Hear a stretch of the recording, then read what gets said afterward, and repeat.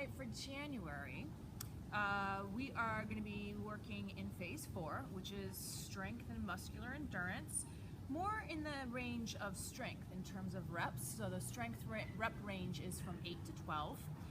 I've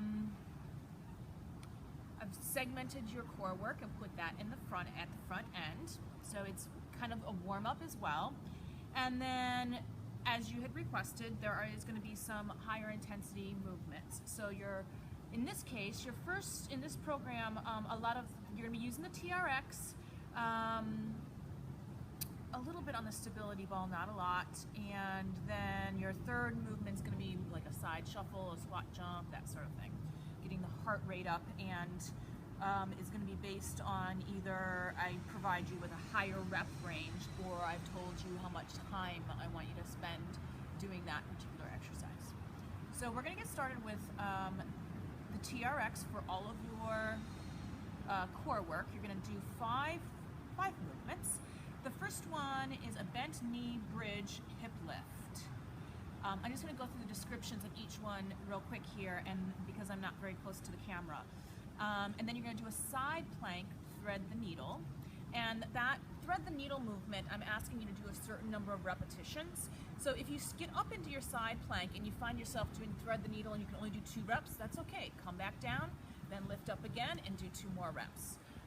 So work up to being able to stay up in that high side plank and complete the number of reps that I've given you. But it's okay if you just start with 2. Just make sure that you do complete all 8 reps. TRX V up, that one your setup is with your feet in the cradles. TRX double leg drop oblique twist, that is focusing in on your obliques. And then slow bicycle crunch, not crunches, bicycle legs. Your head is underneath the anchor and your hands are on top of the handles and your legs are doing a bicycle movement, but it's very slow.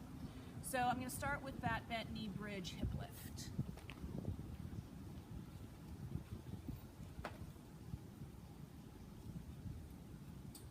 I've got the hand when I'm standing. The foam portion of the handle is at about at my knee, maybe even a little bit higher. Feet are going to go directly underneath the anchor. Heels in the cradle. I like to place the strap kind of almost on my skin, part of it on my skin, so it doesn't slip off of the shoe. So here I am in this tabletop position, and my straps and straps crossed. So I'm going to dig my heels in. I've got my knees and hips at a 90-degree angle. Arms are by my side with my palms facing up. Big inhale. On the exhale, drive the hips up until you've got a straight line from the hips to the ankles. Your feet, you're just going to have to be hard for your feet to stay in this position. They're going to want to swing out forward. Try to keep them underneath the anchor.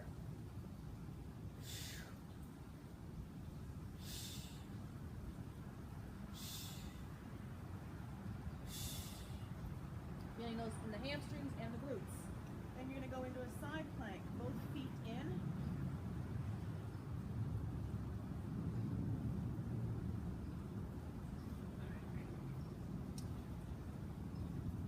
Feet underneath the anchor. Elbow underneath the shoulder. Think about keeping the chest open, so you're not going to fall forward into the starting position. Keeping that chest open. You're going to bring the top arm up, lift, and from here, drive that arm underneath. The hips follow. So the hips rotate with you. So here we are. And drive underneath, and back up. Drive underneath, and back up.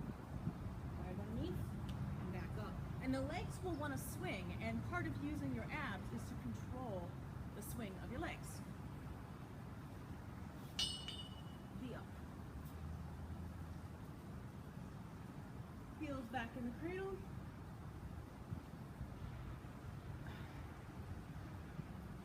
Feet underneath the anchor.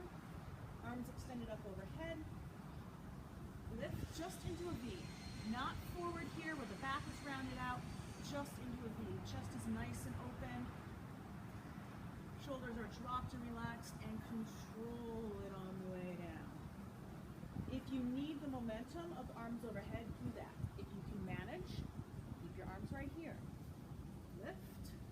Keep placing pressure on those handles or your feet will slide right out.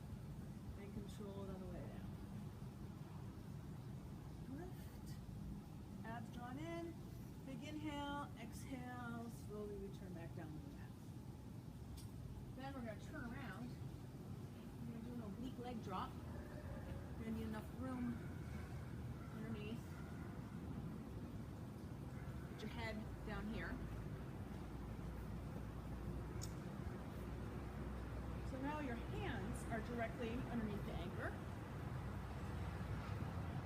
Head stays down on the ground. You might need to lengthen your handles a little bit. I want your shoulder blades to stay in contact with the ground. I don't want you to feel like you're reaching for these handles. Your hands, your shoulders are dropped and into the ground. You're going to lift those legs up. From here, you're going to twist at the top and lower. Twist at the top and lower to the other side. You might have to roll forward a little bit to avoid hitting those straps. Twist and lower. Twist and lower. As you're counting your reps, 1 twist per side is a rep. So if I say 10 reps, that's 10 each side. And then bicycle crunches. Stay here. Again, you're making sure you're keeping those shoulders on the ground. Legs come up in a tabletop and slowly lengthen towards the ground. Return, other side. Draw the belly button in as you extend the leg and exhale. Exhale. Inhale on the way up. And exhale on the way down. Nice and slow. And you will go through that 2 times.